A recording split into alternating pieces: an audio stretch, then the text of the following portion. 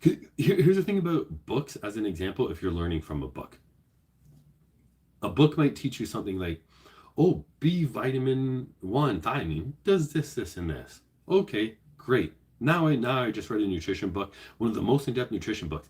B1 does this, this, and this. Awesome.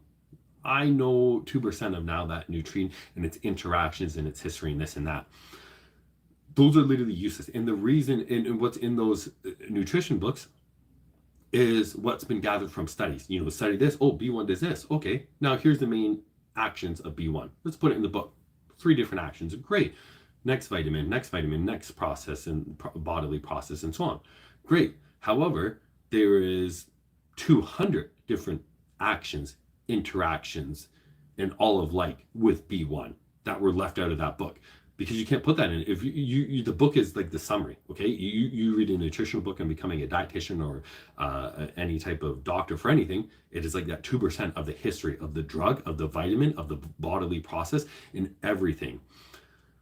So where I'm going with this is that the amount I've read, let's say B1 and thiamine, I've read everything about its history, and it was discovered. It was the first vitamin discovered, thiamine, vitamin. They thought there was just one, and they realized with the Japanese sailors went away, they got sick because they were eating a lot of white rice.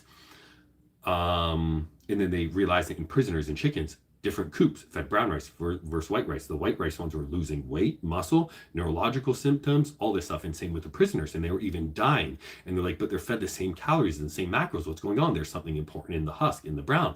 Oh, there must be something vital, a vitamin. Oh, here it is, thiamine. That's all there is to it. There's nothing more. And they realized that's where we had vitamins. And they realized, oh, we have more vitamins. Then they realized the importance of it. They realized the importance of thiamine, a vitamin, and all of them in general. Thiamine is needed to utilize every single thing you eat in a dose-dependent fashion.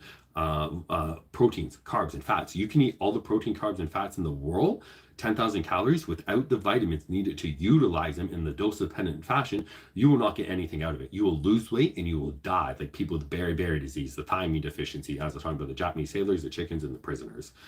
So vitamins are needed to utilize them. Like I said, so you eat 2,000 calories of carbs, you only eat this much B1, you only utilize this much carbs. So people overeating carbs and not getting the adequate nutrients in the dose-dependent fashion don't utilize those carbs.